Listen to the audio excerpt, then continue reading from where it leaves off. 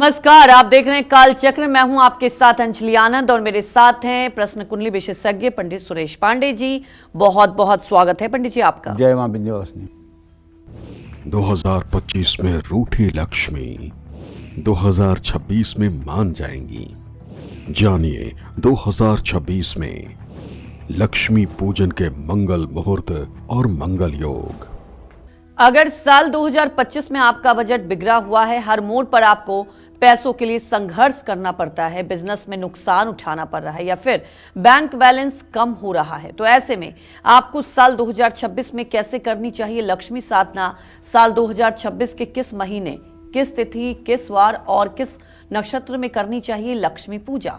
साथ ही साल 2026 में पैसों से जुड़ी हर परेशानी से पार पाने के लिए पंडित सुरेश पांडे जी बताएंगे आपको वो अचूक उपाय जिसे करने से आप पूरे साल धनवान बने रहेंगे। तो बने रहिए आज काल चक्र के साथ। तो चलिए अब चर्चा की शुरुआत कर लेते हैं। साल 2026 में मां लक्ष्मी को प्रसन्न करने के लिए आप कुछ जरूरी नियमों का पालन करना पड़ेगा और कुछ खास मंगल मुहूर्त और मंगल योग में ही आपको मां लक्ष्मी की साधना और उपाय करने होंगे। तो चलिए सबसे पहले जानते हैं कि साल 2026 में किन तिथियों में आपको मां लक्ष्मी की पूजा उपासना करनी चाहिए। बताएं पंडित जी। देखिए, लक्ष्मी का नाम आते ही शरीर में रोमांच हो जाता है। इनकी कृपा जिसके ऊपर हो जाए वो शायद ही बिरला होगा जो संयम और विनम्रता के साथ रहे। नहीं तो इनकी कृपा होते ही आदमी भैया अकड़ने लगता है। लेकिन आपको ये जान के आश्चर्य नहीं होना चाहिए कि भगवान श्री हरि विष्णु जो इनके पति देव हैं वो कभी किसी से रूठते नहीं और कभी किसी का अमंगल नहीं करते। इसीलिए उनका नाम है मंगल भवन। मंगल भवन अमंगल हारी, द्रवहु सो दशरथ अजीर बिहारी। वो कभी किसी से रूठते ही नहीं। लेकिन माँ लक्ष्मी रूठती हैं भैया। कई बार इंद्र से रूठ गई तो इंद्र दरिद्र हो गए। अगर इंद्र से रूठ सकती हैं, इंद्र दरिद्र हो सकता है, तो फिर मनुष्य से रूठना उनके लिए कौन सी बड़ी बात है। और उनके रूठने का जो कारण है, जहाँ तक मैंने समझा है, उनके रूठने का कारण पहला तो लालच है। अगर आपके मन में लालच बहुत आ गई तो आपसे रूठ जाएंगी। एक बहुत अच्छी भारत की फैमिली कनाडा में वेल सेटल, और उन्हें रिटायरमेंट के बाद पैसे की लालच आ गई। क्रिप्टो करेंसी में बहुत ढेर सारा पैसा उन्होंने लगा दिया और सारा पैसा जब डूब गया तो उस पैसे को निकलवाने के लिए ठग टाइप के लोगों ने उनसे ढेर सारा पैसा ऑनलाइन ट्रांसफ़र करवा लिया। और आज आप विश्वास करिए कि उनके पास जमा पूंजी के नाम कुछ भी नहीं है। ये क्या है? लालच। अगर लालच न होती तो लक्ष्मी न रूठती। दूसरा, दुराचार। तीसरा, महिलाओं का अपमान। चौथा, अपने पत्नी का अपमान। पांचवा, अपने माँ का असम्मान। छठवां, अपनी बहन बेटियों का सम्मान न करना। सातवां, पैसे का व्यसन में खर्च करना। सातवां, धर्म के कार्यों में धन को न खर्च करना। ये सब लक्ष्मी के रूठने के कारण हैं। अगर आपका कोई पैर दबा रहा है, बदले में आप पैसा दे रहे हो, तो पैर वो व्यक्ति नहीं आपका दबा रहा है, लक्ष्मी दबा रही है। अगर आप किसी के साथ अनैतिक कार्य कर रहे हो पैसा दे करके, तो आप उनके उसके साथ अनैतिक कार्य नहीं कर रहे हो, लक्ष्मी को दे रहे हो, ये लक्ष्मी के साथ अनैतिक कार्य है। अगर आप शराब पी रहे हो पैसा देकर, तो आप शराब नहीं पी रहे हो, आप लक्ष्मी को पी रहे हो। तो ऐसे में माँ लक्ष्मी कितने दिनों तक आपके ऊपर कृपा करेंगी? देखिए, पूजा उपासना करिए न करिए वो एक अलग बात है, करना तो बहुत अच्छी बात है, लेकिन अगर न भी कर पाएँ तो कोई बात नहीं। लेकिन अगर आप अपने माँ का सम्मान करें, अपने पत्नी का सम्मान करें, अपने बेटी का सम्मान करें, अपने बहन का सम्मान करें, भाई के साथ अच्छा रिश्ता रखें, पिता की आज्ञा का पालन करें, समाज के लोगों के साथ द्वेष न करें और पूजा न भी करें, तब भी मेरा विश्वास है कि माँ लक्ष्मी की कृपा आप पर रहेगी। निश्चित रूप से रहेगी, इसमें तो कोई दो राय नहीं। अच्छा, माँ लक्ष्मी के पूजा के तो अनेकों अनेक प्रकार हैं। माँ लक्ष्मी की पूजा में अनेक प्रकार के नियम, प्रतिबंध और सिद्धांत और निषेध बनाए गए हैं। लक्ष्मी जी की विशेष कृपा प्राप्त करने के लिए या विशेष उद्देश्य की प्राप्ति के लिए नियमों का पालन बहुत जरूरी होता है। माँ लक्ष्मी जी की साधना से पहले मुहूर्त को विशेष रूप से ध्यान में रखना चाहिए। 2026 में लक्ष्मी साधना के विशेष नियम ध्यान रखेंगे तो सालों साल माँ लक्ष्मी का आपके घर, आपके कारोबार, आपकी दुकान में वास रहेगा। तो चलिए, आज सबसे पहले अब मैं आपको बताना चाहता हूँ कि 2026 में माँ लक्ष्मी को प्रसन्न करने के लिए सबसे उत्तम तिथि कौन सी है, क्योंकि मुहूर्त का हमारे सनातन धर्म में बहुत बड़ा महत्व है। नवरात्र साल में 4 बार आते हैं, 2 प्रत्यक्ष और 2 गुप्त नवरात्र। जो प्रत्यक्ष नवरात्र हैं उसमें शारदीय नवरात्र जो आश्विन महीने में होता है और चैत्र नवरात्र जिसको वासंतिक नवरात्र भी कहते हैं। माँ शक्ति की उपासना के लिए और साधना के लिए साल में ये दोनों नवरात्र बहुत ही महत्वपूर्ण माने जाते हैं। द्वितीया, तृतीया, पंचमी, सप्तमी, नवमी, दशमी, एकादशी, द्वादशी, चतुर्दशी और पूर्णिमा तिथि महालक्ष्मी की उपासना के लिए सबसे शुभ मानी गई है। ये 10 तिथियां लक्ष्मी पूजन के लिए शुभ और अनुकूल मानी गई हैं। इन तिथियों में जगत जननी जगदम्बा माँ महालक्ष्मी की उपासना करने से हर मनोकामना की पूर्ति हो जाती है। चतुर्थी तिथि हर तरह की साधना के लिए और मंत्र ग्रहण करने के लिए अशुभ है।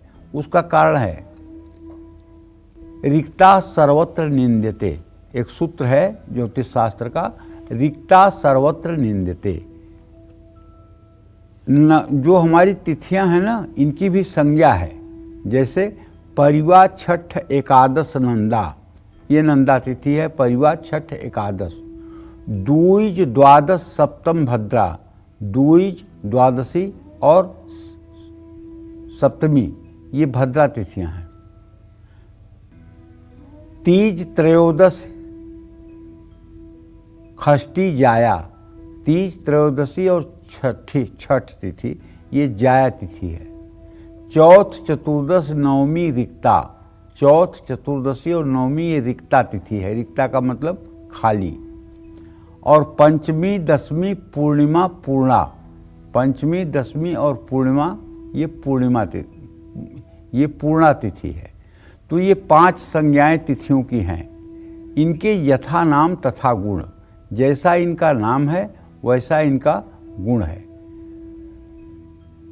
मैं तो ये कहूँगा कि अगर कोई ये समझता है कि लक्ष्मी से सिर्फ धन मिलता है, तो ये एक तरह का ये अल्प ज्ञान है। लक्ष्मी सिर्फ धन नहीं देती हैं, लक्ष्मी धन भी देती हैं, लक्ष्मी बल भी देती हैं, लक्ष्मी यश भी देती हैं और लक्ष्मी सद्बुद्धि भी देती हैं। अगर कमल वासिनी लक्ष्मी की उपासना करेंगे तो आप श्रीमान हो जाएंगे, और उलूक वाहिनी लक्ष्मी की अगर आप साधना करेंगे तो पैसा तो बहुत जोड़ लेंगे, इसमें तो कोई दो राय नहीं। लेकिन बुद्धि ऐसी हो जाएगी कि उस पैसे के धन का उपयोग आप अपने काम में नहीं कर पाएंगे। जय मां विंध्यवासिनी। तो अगर आप साल 2026 में लक्ष्मी कृपा पाना चाहते हैं तो आपको किस दिन यानी किस वार में लक्ष्मी साधना करनी चाहिए और किस दिन लक्ष्मी साधना से बचना चाहिए, ये जान लेते हैं। बताएं पंडित। चलिए अब मैं आपको बताता हूं कि 2026 अब आने वाला है। लक्ष्मी को प्रसन्न करने के लिए कौन से दिन उत्तम होंगे, किस दिन माँ लक्ष्मी की उपासना करना सर्वश्रेष्ठ है। लक्ष्मी साधना के लिए सोमवार, बुधवार, गुरुवार और शुक्रवार का दिन बेहद प्रभावशाली माना जाता है। इसमें शुक्रवार के दिन माँ लक्ष्मी की उपासना करना सबसे श्रेष्ठ माना गया है, क्योंकि शुक्रवार की अधिष्ठात्री देवी माँ महालक्ष्मी ही हैं। माँ लक्ष्मी की उपासना करने जा रहे हैं तो शुक्रवार से ही पूजा शुरू करें। रविवार, मंगलवार या शनिवार को लक्ष्मी साधना शुरू करना निषेध माना गया है। जय मां विंध्यवासिनी। साल 2026 में किन महीनों में अगर आप लक्ष्मी साधना करेंगे तो आपको जल्दी लाभ मिल जाएगा और मां लक्ष्मी आपके जीवन से दुख, दरिद्रता और संकटों को दूर कर देंगी, ये भी जान लेते हैं। बताएं पंडित जी। देखिए, अब मैं आपको बताता हूं कि 2026 में मां लक्ष्मी को प्रसन्न करने के लिए कौन से महीने सबसे उत्तम होंगे। 2026 में किन महीनों में अगर आप माँ लक्ष्मी की साधना करेंगे तो आपको जल्दी लाभ मिल जाएगा। लक्ष्मी साधना के लिए बैसाख, आश्विन का महीना सबसे उत्तम है। माँ लक्ष्मी की उपासना के लिए हर महीने अनुकूल नहीं होते। किसी भी महीने में तिथि, नक्षत्र और दिन अगर बहुत शुभ हैं, महासंयोग वाले हैं, तो उस दिन लक्ष्मी साधना की जा सकती है। लक्ष्मी मंत्र ग्रहण करने के लिए कार्तिक और मार्गशीर्ष मास बहुत उत्तम है। पुरुषोत्तम मास हर तरह के कार्यों के लिए वर्जित है। इसमें लक्ष्मी साधना भी नहीं करनी चाहिए, बल्कि इसमें भगवान श्री हरि विष्णु, भगवान शिव की साधना करनी चाहिए और ना ही कोई मंत्र ग्रहण करना चाहिए। देखिए, ऐसा है, वैसे तो तिथि, मुहूर्त ये सब चीज़ें अपने आप में सही हैं, लेकिन मेरी मान्यता ये है कि 21,600 हमारी श्वास चलती है। हमें हर श्वास पर महालक्ष्मी की साधना करनी चाहिए, हर मिनट महालक्ष्मी की साधना करनी चाहिए। अगर चाहते हैं कि सम्मानपूर्वक जीवन हो और अंत में अच्छी गति हो और अच्छी मति हो, तो एक हृदय पर कमल का फूल ध्यान करें और उस पर दिव्य आभायुक्त जगत जननी जगदम्बा माँ लक्ष्मी का ध्यान करें, जो प्रसन्न मुद्रा में आपके हृदय में विराजमान है। और ये ध्यान करते हुए महालक्ष्मी के मंत्रों का जप करें और मानसी पूजा करें। केवल तिथियों में पूजा कर लेने से, आप महीने में 2 बार एकादशी का व्रत कर लीजिए और 28 दिन अपना खान पान अनियंत्रित कर दीजिए, तो उस व्रत का कोई मतलब नहीं है। अगर आप 2 दिन व्रत करते हैं तो 28 दिन आपको संयम नियम से भी रहना चाहिए। अगर आप दोनों नवरात्र में महालक्ष्मी की पूजा करते हैं तो पूरे साल महालक्ष्मी के अपमान से भी आपको बचना चाहिए। आप क्या समझते हैं कि पत्नी का अपमान करें, पत्नी को दुखी करें, पत्नी के आंसू निकाल लें और लक्ष्मी आपके ऊपर मेहरबान हो जाएंगी? बेटी को अपमानित करें, लक्ष्मी आपके ऊपर कृपा कर देंगी। माँ को सड़ने के लिए छोड़ दीजिए तो लक्ष्मी आपके ऊपर आकर के मेहरबान हो जाएंगी। ऐसा कुछ नहीं होने वाला है। कई परत्र दुख पावई, सिर धुन धुन पछताए, कालहि कर्म ईश्वर मिथ्या दोष लगाए। लक्ष्मी जी में अकड़ बहुत है। ये बात अगर आपको न पता हो तो मैं बता देता हूँ। आपको बताऊं, एक साधुकड़ी कथा है, लेकिन इसको मैंने किसी साधारण व्यक्ति के मुंह से नहीं सुना है। इसको मैंने सुना है मलूक पीठाधीश्वर परम पूज्य प्रातः स्मरणीय राजेंद्र दास जी महाराज से। आप हमसे ये मत पूछिएगा किस शास्त्र में लिखा है, क्योंकि मुझे नहीं पता किस शास्त्र में लिखा है, लेकिन मैंने इतने बड़े संत के मुख से ये वचन सुना है, इसलिए मुझे कोई अविश्वास नहीं है। मुझे पूरा विश्वास है कि घटना सत्य होगी, क्योंकि संतों के मुख से सुनी हुई वाणी कभी असत्य नहीं होती। उन्होंने बताया कि एक संत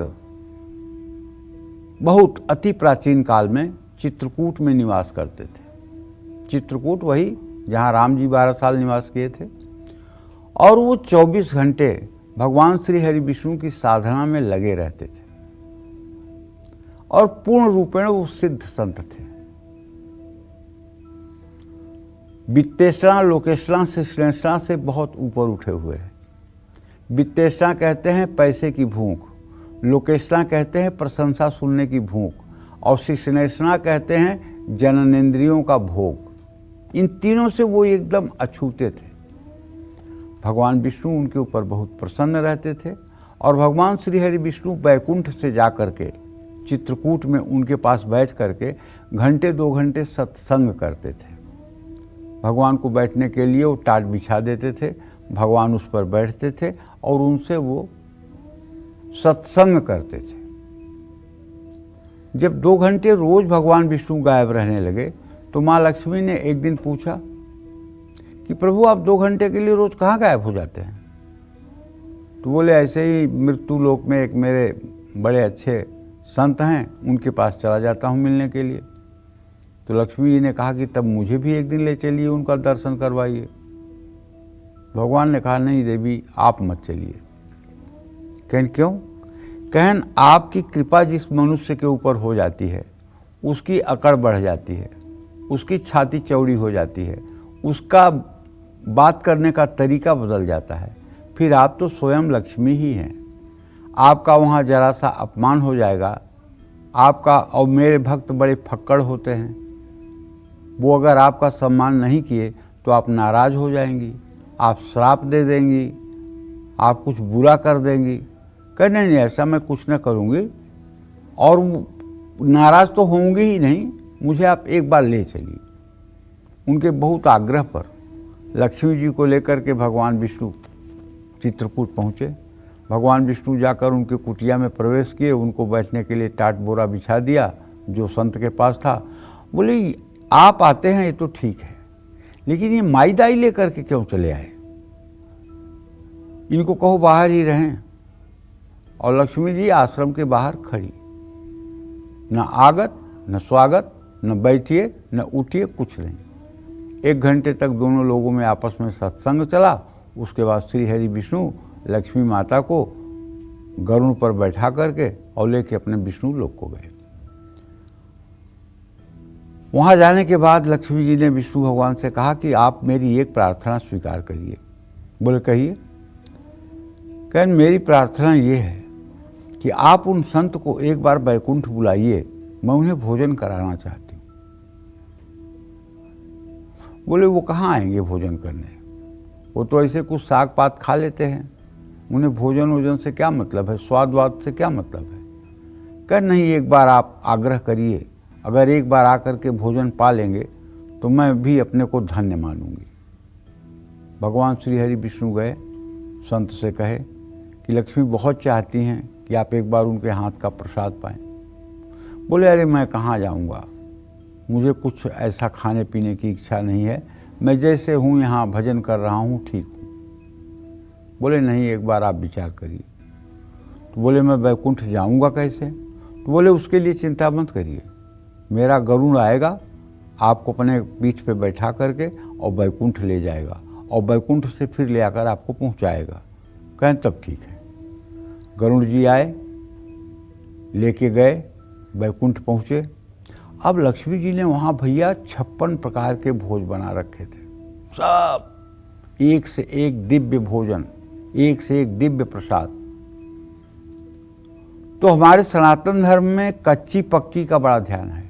जैसे पूरी सब्जी तो कोई कहीं खा लेगा, लेकिन रोटी दाल और चावल हर जगह आदमी नहीं खाता है। इसको कच्ची रसोइयाँ मानते हैं और उसको पक्की रसोइयाँ मानते हैं। पक्की रसोई को पवित्र मानते हैं और कच्ची रसोई को अपवित्र मानते हैं। ये हमारे सनातन धर्म में अभी भी प्रचलन में है और कम से कम बड़े बूढ़े तो जानते ही हैं। पक्का भोजन तो हर जगह कर सकते हैं, लेकिन कच्चा भोजन तो बहुत लिमिटेड जगह पे ही लोग करते हैं। अच्छा, तो चलिए, अब इनके सामने थाली बन के आई। थाली में कच्चा पक्का दोनों भोजन रखा हुआ था। इन्होंने कहा, ये तो मैं कुछ खाने वाला नहीं हूँ, मैंने तो सोचा था पक्का भोजन बनेगा वही मैं पालूंगा, तो इसमें तो सब कच्चा भोजन भी बना हुआ है, तो सब अशुद्ध हो गया। तो बोले, अरे तो पक्का ही खा लीजिए। कहे, नहीं, पक्का कैसे खाऊंगा, जिस रसोई में कच्चा पक्का दोनों बन गया उस रसोई में मैं खा ही नहीं सकता हूँ, अब मैं खाऊंगा ही नहीं। बहुत लक्ष्मी जी ने आग्रह किया, नहीं, मुझे नहीं खाना है, इसलिए कच्चा पक्का दोनों बन गया, ये अशुद्ध हो गया। तो लक्ष्मी जी को गुस्सा आया। लक्ष्मी जी ने उनको श्राप दिया। कहा, जाओ ब्राह्मण, तुम कभी 2 रोटी एक साथ नहीं खाओगे, हर समय जीवन भर तुम्हें 1 रोटी खाना पड़ेगा। कहीं ये देखो, एक तो बुलाया भोजन कराने के लिए और भोजन भी ठीक से नहीं कराई और ऊपर से श्राप भी दे रही हैं। ये देखिए, ये कितनी जबरदस्ती है। कोई बात नहीं, लेकिन मैं भी आज आपको श्राप देता हूं कि आप मृत्यु लोक में जाकर के नीच कुल में पैदा होंगी और शादी के पहले घर छोड़ करके साधु संतों की सेवा में चली जाएंगी और बहुत वर्षों तक तपस्या करने के बाद जब त्रेता में रामावतार होगा, जब राम आपसे मिलेंगे, तब फिर से आप लक्ष्मी लोक को आएंगे। और कथा यह है कि जो सबरी मैया थी वो लक्ष्मी का ही रूप लेकर के धरती पर आई थी और वो सबरी मैया राम से मिलने के बाद अपने लोक को गई थी। यह एक कथा है, साधुकड़ी कथा है, मैंने उनके मुंह से सुना है, आपको सुनाया है।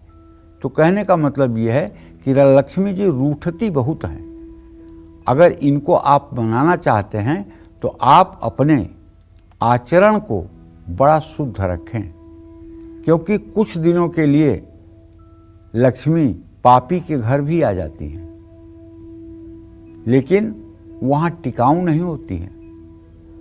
अन्यायोपार्जितम वित्तम 10 वर्षाणि तिष्ठति, वर्षे एकादशे समूले विनश्यति।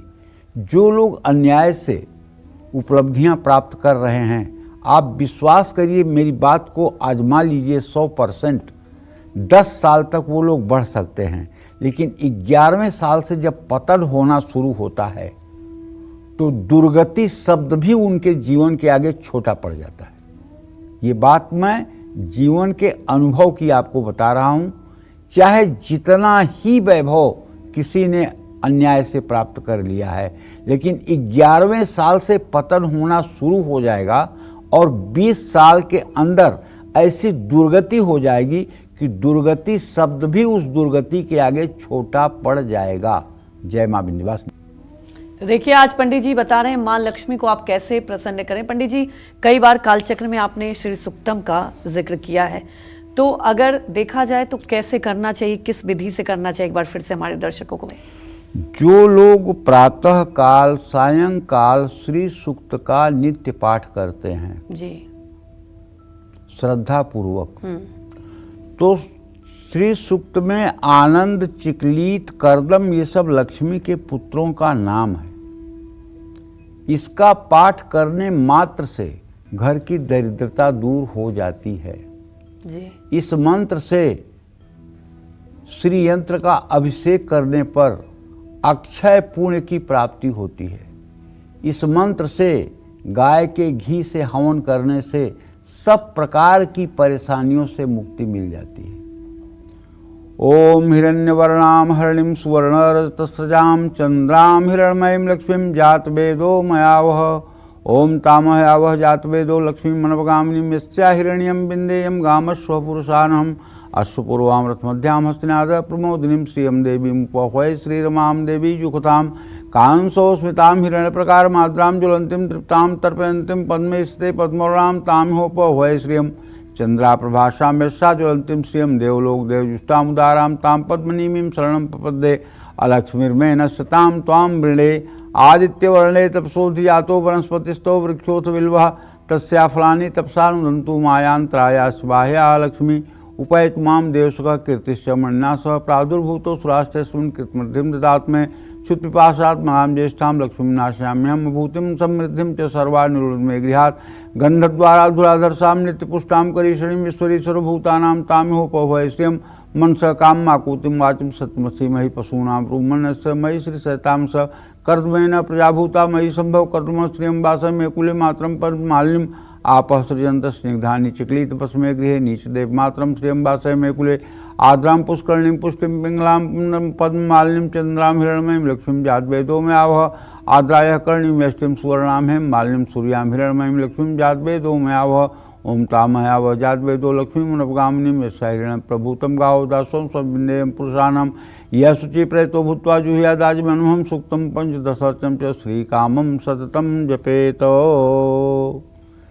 भैया महिलाएं और ख़ास करके कुंवारी कन्याएं कितनी भी गरीबी हो, कितना भी दुर्भाग्य हो, कितनी भी दरिद्रता हो, किसी घर की यदि कुंवारी कन्या इस मंत्र का 16-16 बार सुबह शाम महालक्ष्मी के विग्रह के सामने, चित्र के सामने, मूर्ति के सामने, श्री यंत्र के सामने बैठकर घी का दीप प्रज्वलित करके अगर पाठ कर दे तो 1 साल के अंदर चाहे जितनी घनघोर दरिद्रता हो उसका भी समाधान हो जाता है।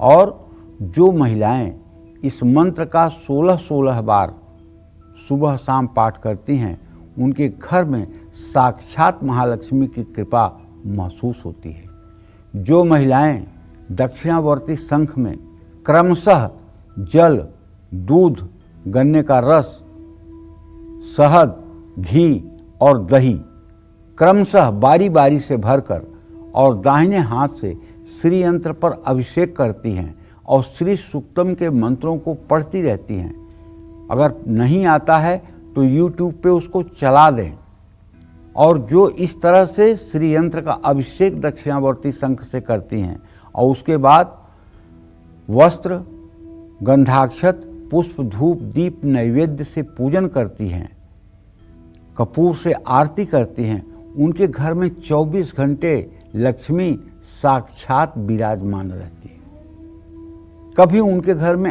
अभाव नाम का कोई शब्द नहीं होता, कभी घर में बीमारियां नहीं होती, कभी घर में दुर्भाग्य नहीं उदय होता।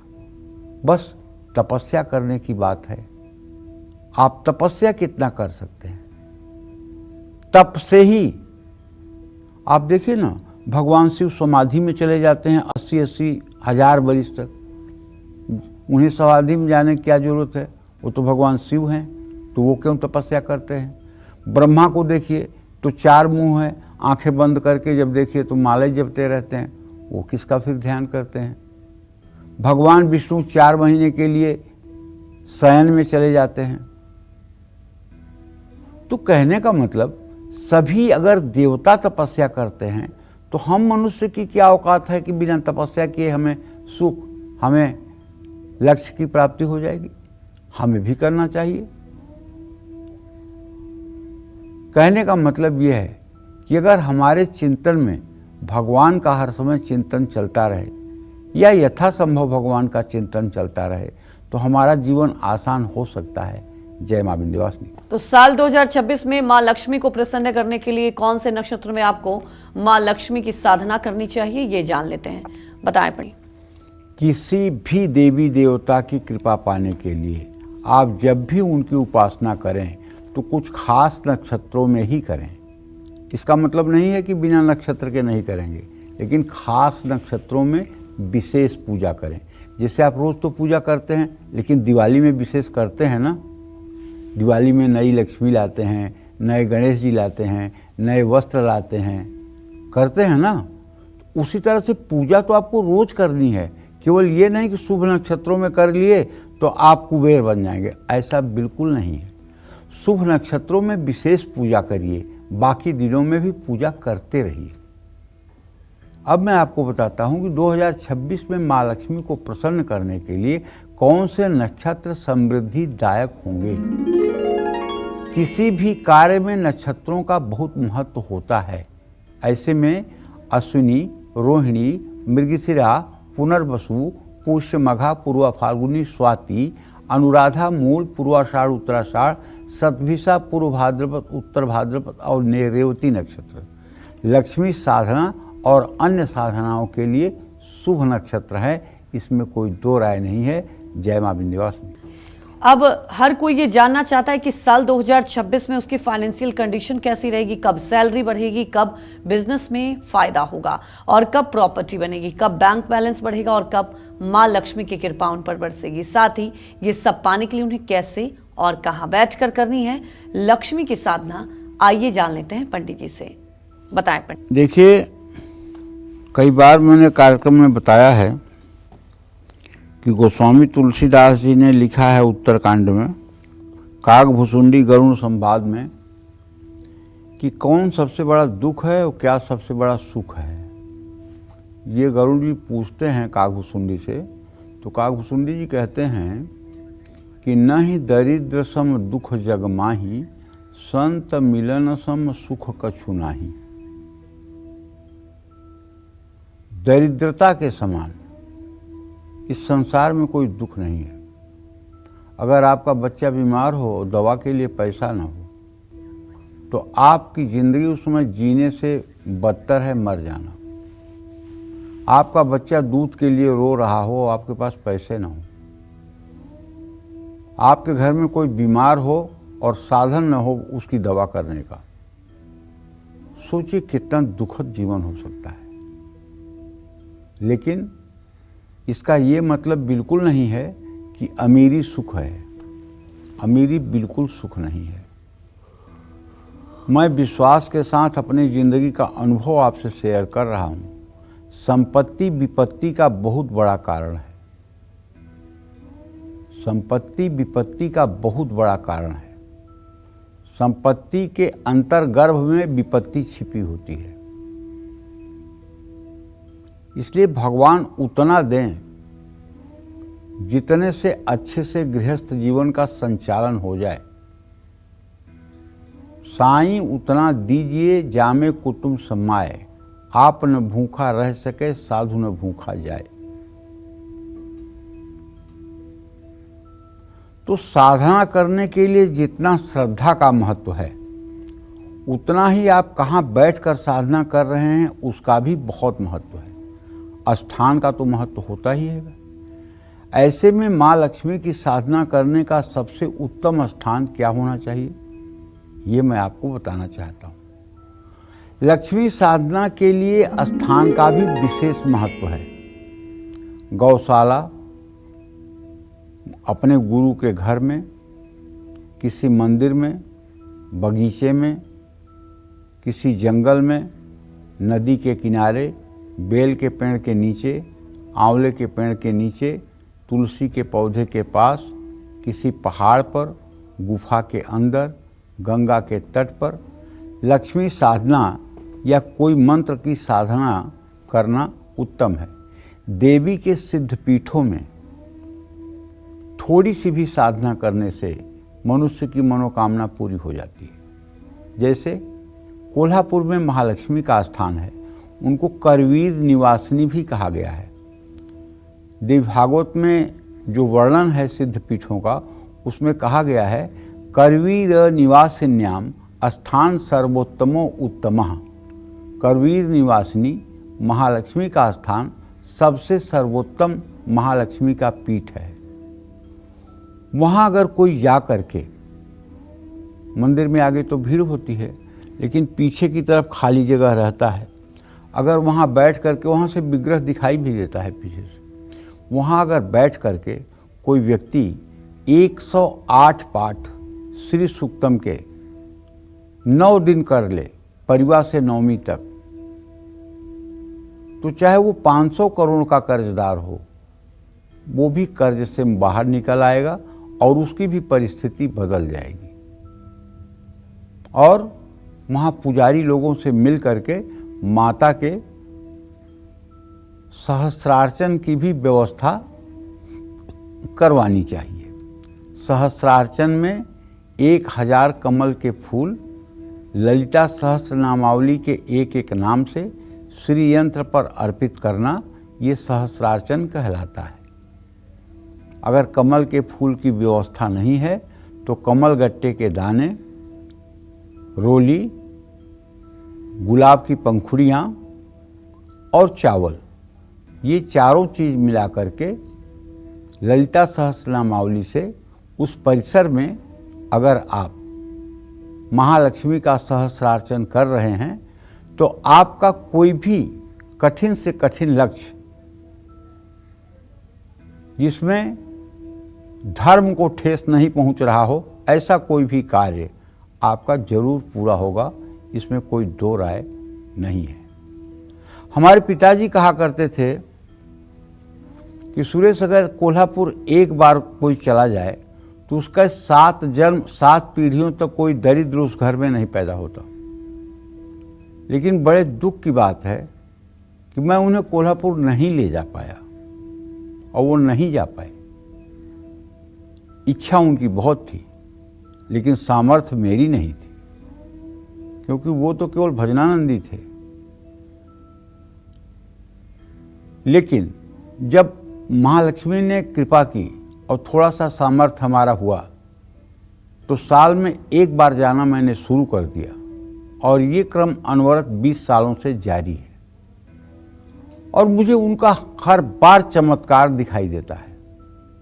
जो लोग हमारे साथ गए हैं उन लोगों का भी जीवन बहुत तेजी से बदला है, और मैं चाहता हूं कि मेरे सारे दर्शक एक बार कोल्हापुर महालक्ष्मी के स्थान पर जरूर जाएं, वहां रात्रि प्रवास करें। माता की पालकी रात में निकलती है, उसके पीछे पीछे कीर्तन करते हुए घूमें, माता का दर्शन पूजन करें। इससे निश्चित रूप से दरिद्रता दूर होगी, अभाव कभी जीवन में रहेगा नहीं। जाना चाहिए कोल्हापुर।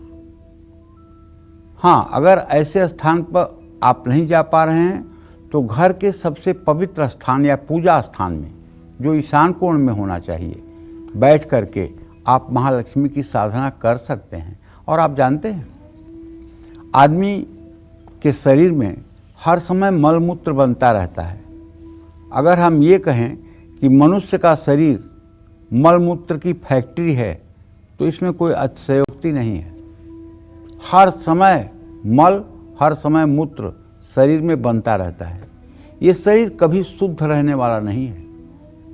शुद्ध बस तब होता है जब श्री हरि विष्णु, राम और कृष्ण का चिंतन हृदय में हो जाता है। बस उसी समय भीतर बाहर से पवित्र हो जाता है, बाकी पवित्रता नहीं है। हरि ओम अपवित्रः पवित्रो वा सर्वावस्थां गतोऽपि वा या स्मरेत पुंडरीकाक्षं सहवायाभ्यंतरः शुचि पुंडरीकाक्षः पुनातु। ज्यों ही आप पुंडरीकाक्ष भगवान श्री हरि विष्णु का अपने हृदय में ध्यान करते हैं, त्यों ही आप पवित्र हो जाते हैं। चाहे आप स्नान किए हुए हैं, नहीं किए हुए हैं, हाथ धो, मतलब कि आप चाहे गंगा स्नान किए हुए हैं या नहीं किए हुए हैं, लेकिन श्री हरि विष्णु का ध्यान करते ही भीतर और बाहर पवित्रता हो जाती है। स्नान करने से बाह्य पवित्रता होती है, अंतः पवित्रता नहीं होती, क्योंकि अंतः में, आपके शरीर के अंतः में मलमूत्र हर समय निर्माण होता रहता है। वह अशुद्ध है, उससे शरीर कभी शुद्ध नहीं होता है। लेकिन भगवान श्री हरि विष्णु का ध्यान करने पर, राम दरबार का ध्यान करने पर, बिहारी जी का ध्यान करने पर, राधा कृष्ण का ध्यान करने पर सद्यः पवित्रता पूरे शरीर में आ जाती है। और जब पवित्रता आ जाती है तो आप हर तरह की पूजा करने के योग्य, हर तरह की पूजा करने की पात्रता को प्राप्त कर लेते हैं। जय माँ विंध्यवासिनी। पंडित जी, आप बता रहे थे कि कैसे माँ लक्ष्मी की पूजा करनी चाहिए, कहाँ बैठकर साधना करते हैं। अक्सर देखा जाता है लोग मंत्र का जप करते हैं, आपको भी कई बार मैंने देखा है आप जप करते रहते हैं। तो क्या माँ लक्ष्मी के मंत्र का भी जप कर सकते हैं अगर आप ट्रैवल कर रहे हैं, कहीं भी बैठे हैं तो? देखिए, माँ लक्ष्मी के मंत्र कई प्रकार के हैं जी। एक मंत्र तो ऐसा है कि जब आप नहा करके, स्नान करके, आचमन प्राणायाम करके, आसन पर बैठकर महालक्ष्मी के विग्रह के सामने बैठ करके रुद्राक्ष या कमलगट्टे की माला पर उस मंत्र का जप करेंगे। जिस मंत्र का जप करेंगे उस मंत्र का विनियोग, न्यास, ध्यान, माला पूजन ये सब आपको करना होगा अगर आप बड़े मंत्र कर रहे हैं। जैसे बड़े मंत्र का मतलब ओम ऐं ह्रीं क्लीं चामुंडाय विच्चे नमः। दूसरा मंत्र बड़ा गोपनीय है यार, कहना नहीं चाहिए, अच्छा जाने दो, आप लोग पढ़ लीजिएगा।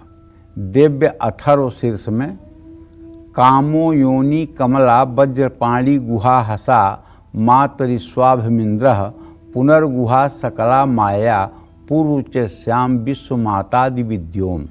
ये मंत्र बताने की आज्ञा नहीं है शास्त्रों में, इसलिए मैं नहीं बता रहा हूँ, लेकिन मैं आपको हिंट कर रहा हूँ कि देवी अथर्व शीर्ष में ये जो श्लोक है, कामो योनि कमला वज्रपाणी गुहा हसा मातरिस्वाभिमिंद्र पुनर्गुहा सकला माया पुरुषाम विश्व मातादि विद्योम, इसका आप हिंदी में अर्थ पढ़ लेंगे तो ये मंत्र आपको कुछ समझ में आ जाएगा।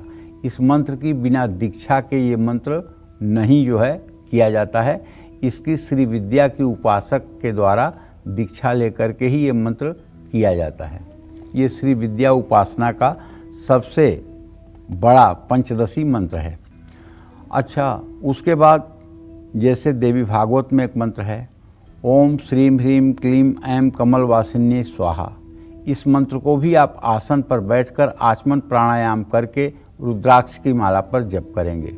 लेकिन जैसे भगवान का नाम ओम नमो भगवते वासुदेवाय है, इसको आप बिना नहाए धोए, बिना पवित्र हुए, बिना आसन प्राणायाम किए आप नहीं कर सकते हैं। लेकिन भगवान का सीताराम नाम, राधा कृष्ण नाम आप जब चाहें तब शुद्ध अशुद्ध अवस्था में, चलते फिरते, उठते बैठते हर समय कर सकते हैं। कलयुग केवल नाम आधारा, सुमिर सुमिर नर उतर ही पारा। नाम सबसे बड़ी चीज़ है। उसी तरह से महालक्ष्मी का अगर आप नाम जप करना चाहते हैं और आप चाहते हैं कि महालक्ष्मी की अपार कृपा आपके ऊपर बरसे, तो आप हर समय श्रीं मंत्र का जप करें। अगर आपको धन चाहिए, अगर आपको आर्थिक स्थिति ठीक करना है, अगर आपको अपनी परिस्थिति ठीक करना है, तो श्रीं मंत्र का जप करिए। और यदि आप भगवती के उपासक हैं, आप माया मोह से छूट करके परम गति को प्राप्त होना चाहते हैं, तो भुवनेश्वरी का मंत्र ह्रीम है, एक अक्षर का मंत्र है ह्रीम। इस मंत्र का 32 लाख जप करने से व्यक्ति को माँ भुवनेश्वरी का दर्शन होता है। इससे आपको परम शांति प्राप्त होती है। लेकिन यदि आपको धन दौलत चाहिए तो श्रीं मंत्र का आप जप करें। श्रीं श्रीं श्रीं श्रीं श्रीं श्रीं कई बार कार्यक्रम में बताया है कि इस मंत्र से आप 16 किलो चावल अगर दक्षिणावर्ती शंख में भर दें तो आपके घर की दरिद्रता जा सकती है। इस मंत्र से अगर आप दक्षिणावर्ती शंख में हर समय चावल भरें और उसे साफ थैली में रखें और बाद में जब इकट्ठा हो जाए चावल तो उसमें चीनी या गुड़ डालकर उसे पकाकर गाय को खिलाएं, तो इससे भी दरिद्रता दूर होती है। और बहुत से लोग कर भी रहे हैं, हमसे मिलते हैं तो बताते भी हैं कि मैं कर रहा हूँ या कर रही हूँ, ये बात बताते हैं। लेकिन मैं आपको बता रहा हूँ कि मंत्र जप जिसमें ओम लगा होगा, वो मंत्र जप आप आसन पर बैठ करके आचमन प्राणायाम करके ही मतलब कि जो है जप करेंगे। लेकिन जो नाम जप है, जैसे सीताराम, राधा कृष्ण, कृष्ण कृष्ण, गोविंद गोविंद, नारायण नारायण,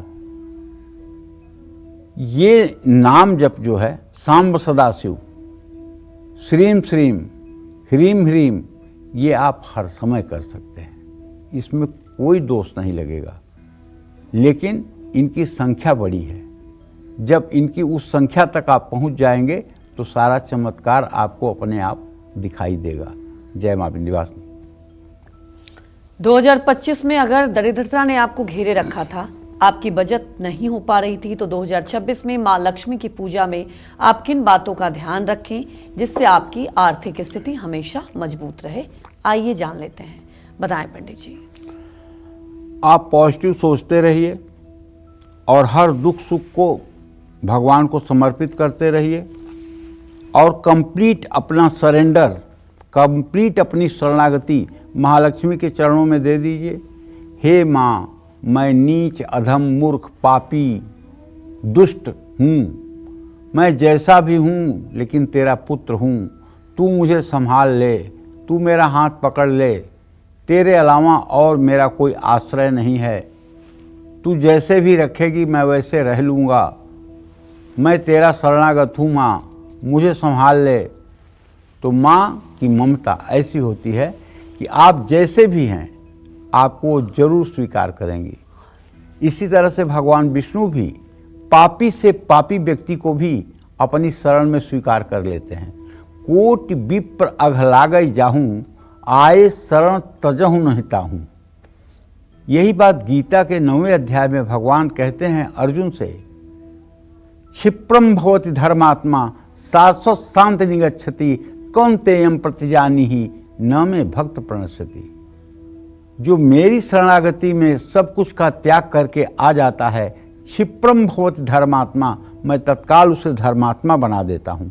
शाश्वत शांति निगच्छति, और उसे शाश्वत शांति दे देता हूँ। कौन्तेयम प्रतिजानीहि, हे कुंती पुत्र अर्जुन ठीक से जान लो, न मैं भक्ता प्रणश्यति, मेरे भक्त का कभी नाश नहीं होता है। उसी तरह से महालक्ष्मी का भी आंचल बहुत बड़ा है। ये अपने सभी संतानों को प्यार देती हैं, सम्मान देती हैं, बशर्ते आप इनका अपमान न करें। अगर आप इनका रोज रोज अपमान करेंगे तो कितने दिनों तक। और माँ लक्ष्मी की पूजा में आप किन बातों का ध्यान रखें जिससे आपकी आर्थिक स्थिति प्रगतिशील रहे, आइए आपको बताता हूँ। माँ लक्ष्मी की साधना गुलाबी या लाल कपड़े पहन के करना चाहिए। इनकी पूजा का उत्तम समय गोधूली बेला या मध्य रात्रि है।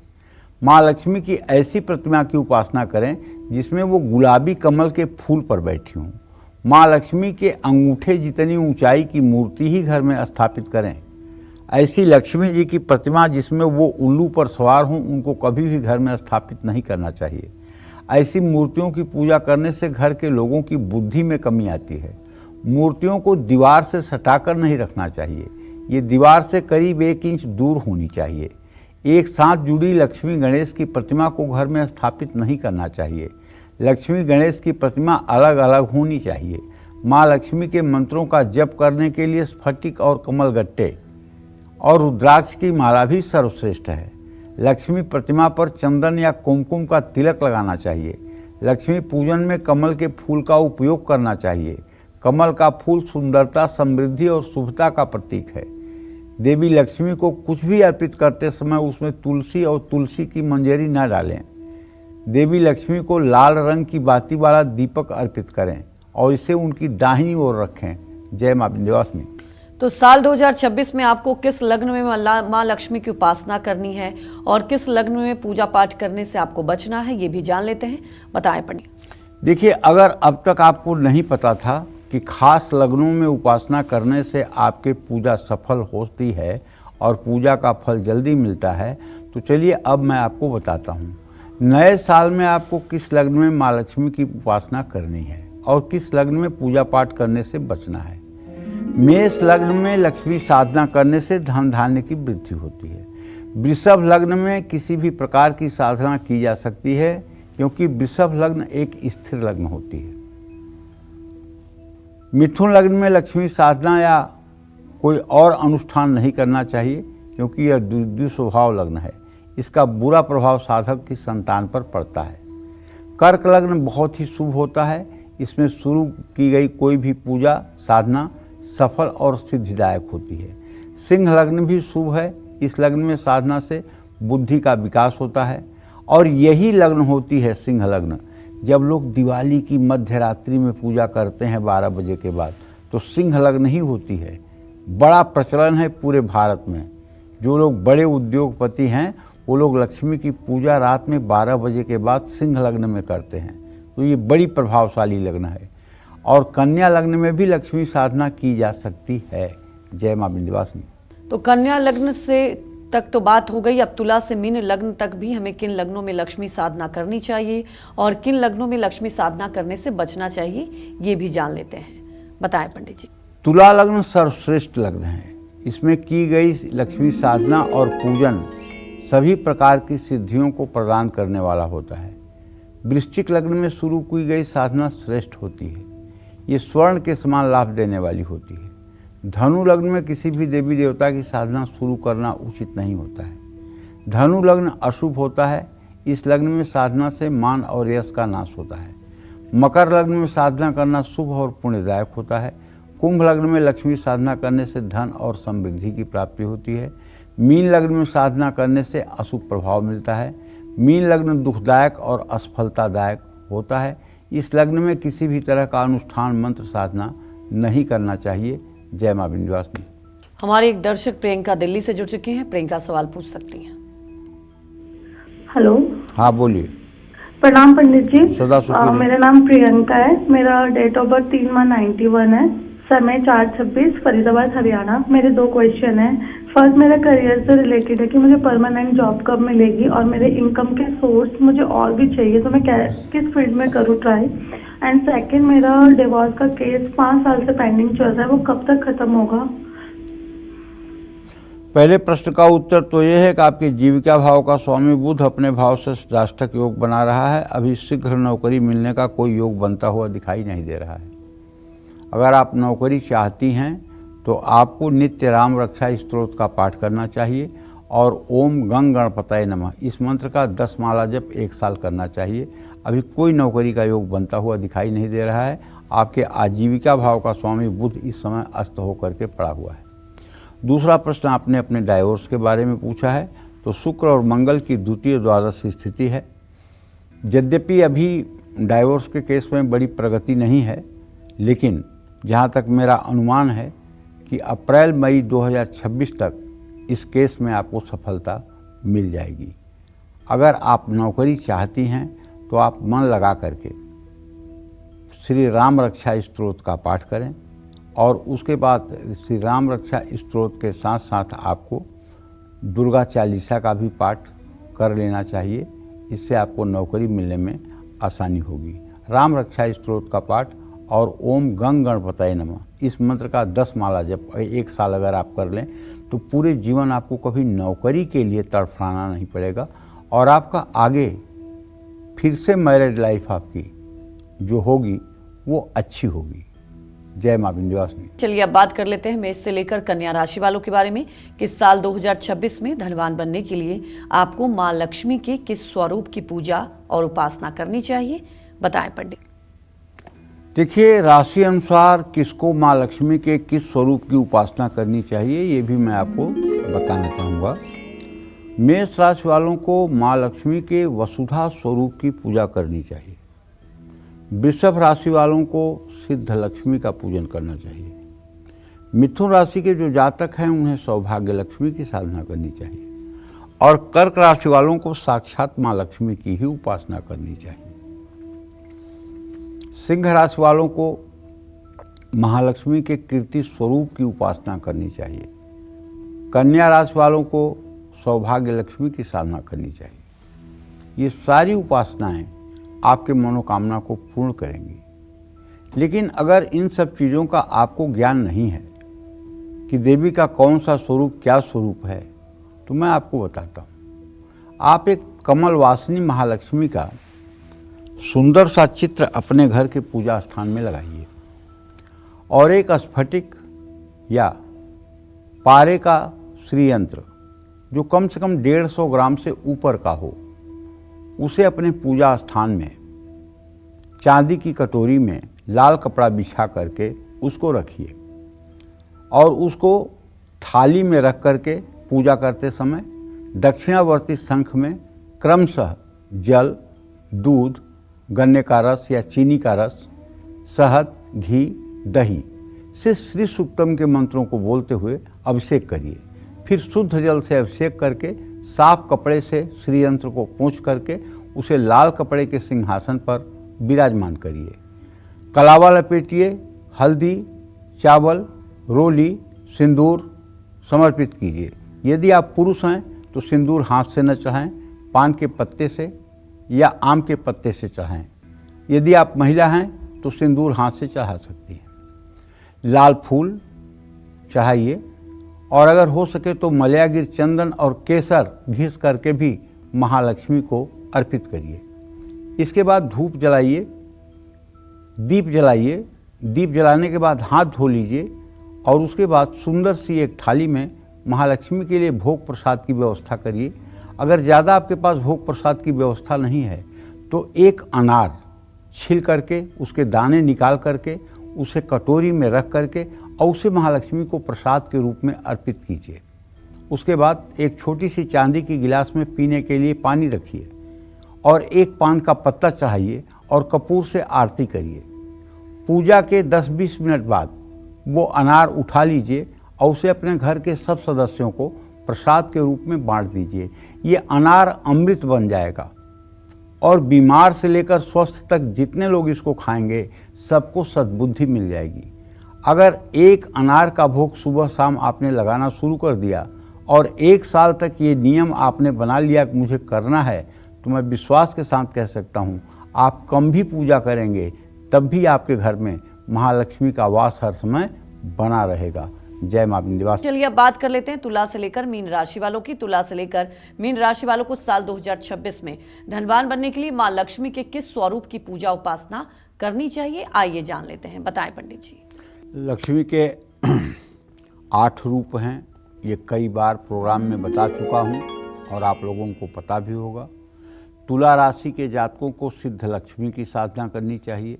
वृश्चिक राशि के जातकों को वसुधा लक्ष्मी की उपासना करनी चाहिए। धनु राशि के जातक महालक्ष्मी के जया रूप की साधना करें।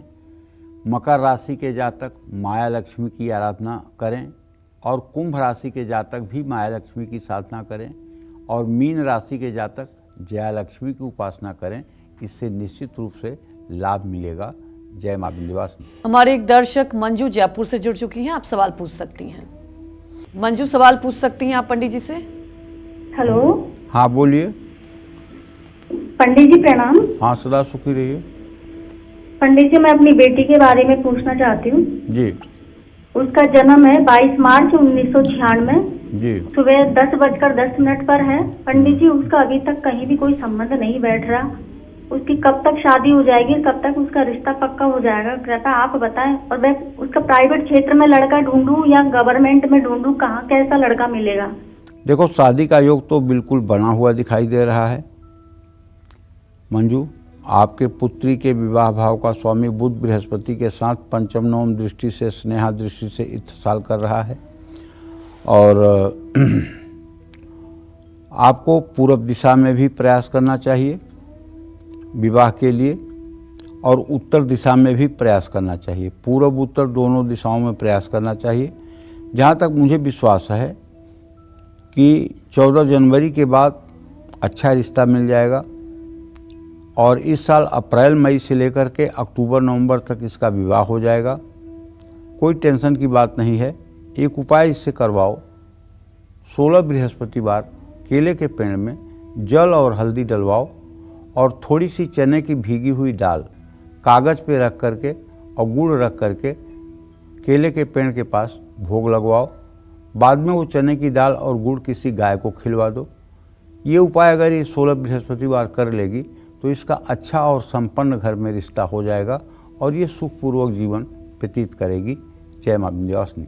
पंडित जी हमारे दर्शकों को इतनी महत्वपूर्ण जानकारी दी, आपका बहुत बहुत धन्यवाद। जय मां विंध्यवासिनी। उम्मीद यही करते हैं कि आपको भी आज का हमारा विषय बहुत पसंद आया होगा। कल फिर एक नए विषय और आपकी परेशानियों को दूर करने के लिए ढेरों उपाय लेकर आएंगे हम पंडित सुरेश पांडे जी के साथ। तब तक कालचक्र की पूरी टीम को अनुमति दीजिए और देश दुनिया की खबरों को देखते रहने के लिए देखते रहिए News 24। नमस्कार।